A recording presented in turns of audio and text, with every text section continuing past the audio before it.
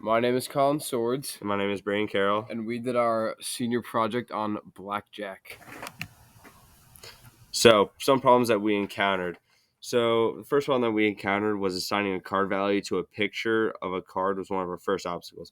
So, we solved this problem by researching it online, and we figured out how to do it using a Blackjack tutorial on YouTube. And it was very similar to our project, so it was pretty helpful. And another problem we encountered was with the win, loss, and draw functions. And we encountered problems with the values in the cards and which player would be determined the winner or loser. And sometimes there are points where the game would put the wrong output for the winner. And we fixed this by coding more functions of winning, drawing, and losing situations. And we made sure all the situations were covered. Our last problem that we encountered was the background. So we placed a background in the code, and it would stop running. And this was an issue for about 2 weeks. But we fixed this by instead of grabbing it from the website, we downloaded the image and we added it into a file in the code. So then it would just use it straight from the file. In our design process, we decided to use HTML, CSS, and Java graphics to make our own table for cards.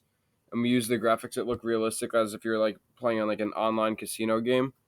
And we decided to make it a web game because you could access it from any computer, not just on the local computer that you coded on.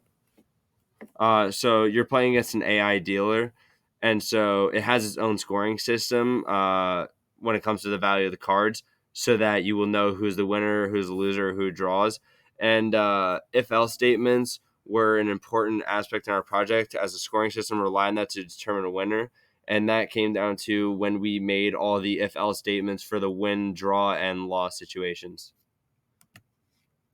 And about our project, we chose this game because we play blackjack outside of school a lot with all of our friends. It also has an AI player, which is the dealer. We found it pretty interesting that we could code pretty much a random user that makes their own decisions.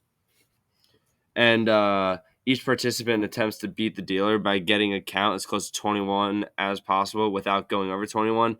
And even though it's a simple game, it's hard to code, but we found it pretty interesting in the fact that we were able to make a card game like right through code. And this is our game. We'll be playing it right here. So the dealer has a jack. The dealer has a jack and a two of hearts. And right now we're currently at 17. So in this situation, I would stay. And we lost because the dealer had 19. So we click the new game function, which refreshes the page, and it starts a whole new game over. So right now we're at 14. The dealer's at 13. So I'm feeling good about this one. I'm gonna hit 16. I'm feeling lucky. I'm gonna hit again, and I busted. I lost again.